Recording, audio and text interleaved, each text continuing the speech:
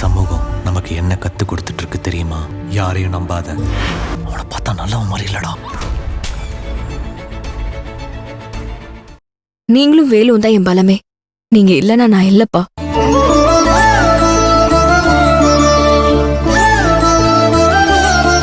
Case கோர்ட்டுக்கு வரட்டுமா?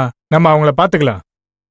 நீங்க எதை நினைச்சும் பயப்படாதீங்க. நீங்க தப்பு பண்ணாதப்ப போலீஸ் நினைச்சா தண்டனை வாங்கி கொடுக்க முடியாது. சட்டத்துக்கு எவிடன்ஸ் வேணும். சரிங்க சார், நான் பக்கத்துல ஒரு கிளைண்ட பார்க்க வேண்டியிருக்கு. நான் போய் பார்த்துட்டு வந்துடுறேன். நீங்க எதா இருந்தாலும் கால் பண்ணுங்க. வரேன் சார். அப்பா அப்போ நாங்களும் கிளம்புறோம். வீட்ல என்ன சிச்சுவேஷனே தெரியல. டேய், அந்த வீட்ல பெரியவங்க ஏதாவது கோவத்துல திட்டினா அதை பெருசா எடுத்துக்காத. என்ன புரிஞ்சுதா? சரி பெரியப்பா. நான் வேணா உங்களை வீட்டுல விட்டுருக்கேன் மாமா. அப்பா வேணாப்பா. உங்களை பார்த்தா அப்புறம் நீங்களும் சம்மந்தப்பட்டிருக்கீங்கன்னு உங்களை ஏதாவது பேசுவாங்க. நாங்க ஏதாவது ஆட்டோ புடிச்சு போய்க்கிறோம். வரோம்ப்பா. வரோமா?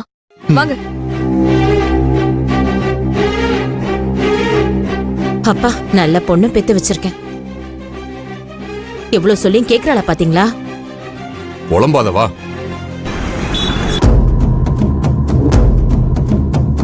சார்,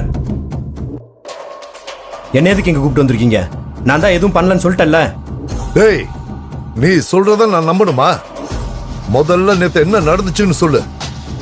கௌதம யார வச்சு எப்படி கடத்தினான்னு சொல்லு. உன்னை விட்டாரான். அவன் சொல்றத வாக்குமூலம் வாங்கியா?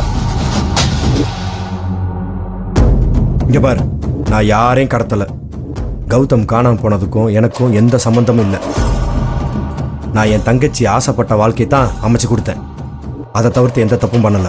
ஓ, அப்போ உன் தங்கச்சி ஆசைப்பட்டவனுக்கே கல்யாணம் பண்ணி வச்சிருக்க, அப்படித்தானே? அப்போ அவளுக்கு தாலி கட்ட இருந்த கௌதம கடத்தி கொலை பண்ண சொல்லி உன் தங்கச்சி சொன்னாளா? கேக்குறான்ல, அவ சொல்லிதான் நீ பண்ணியா?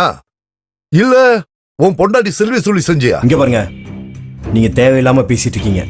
கௌதம நான் ஏன் சார் கடத்தணும்? அவ எங்க போனா நீங்க கண்டுபிடிங்க. சும்மா கடத்தினா கொலை பண்ணான்னு எம் மேல இருக்க ஆத்திரத்துல எல்லாம் பேசாதீங்க.